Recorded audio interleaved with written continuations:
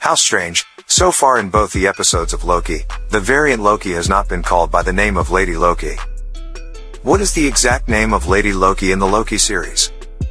If you remember from episode 1, our very own God of Mischief is brought on board by TVA to catch a variant of himself.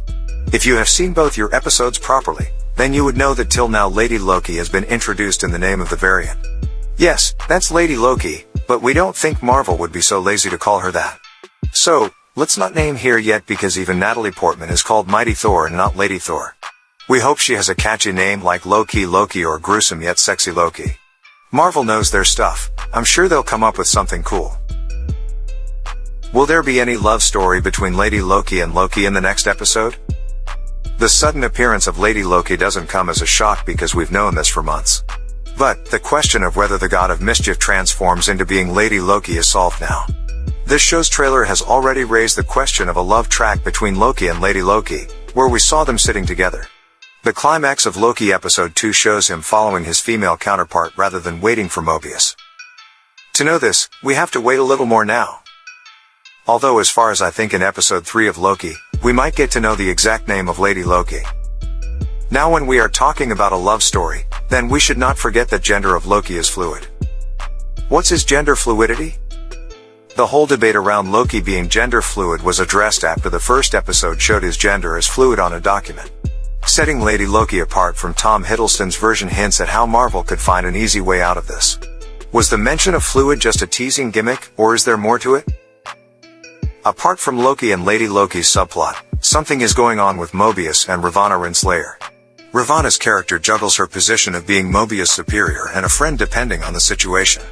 In her office, when Mobius signs the paperwork, we see Franklin D. Roosevelt High School written on his pen. It's still unclear what the makers are hinting at, but that surely has to do something with this being Ravonna Renslayer's story. Would this also be a love track to look out for ahead in the show? Now no matter how lightly you take it, I can't take it lightly because coming to the comic story of Ravonna Renslayer, she is a superpowerful lady.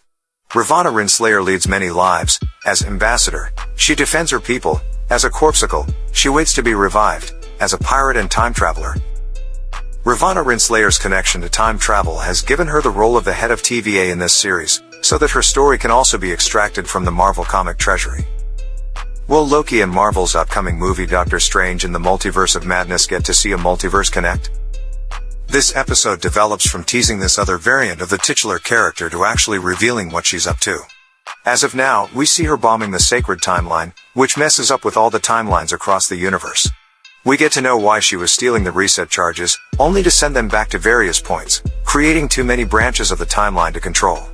This is something that could lead to a multiverse fair involving the help of Doctor Strange and, we're getting very ambitious here, Spider-Man.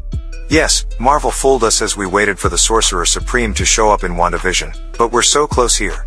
Loki episode 2 leaves us on Earth in 2050 and isn't it Sorcerer Supreme's job to protect the Earth against the magical and mystical threats? Could this lead to include the traces of Doctor Strange in the Multiverse of Madness and Spider-Man: No Way Home? We will get the answer to all these things only under the coming episodes. That's all in the video for now. And if you like my work, then share this video with your friends. If you come for the first time from anywhere, please hit subscribe on my channel.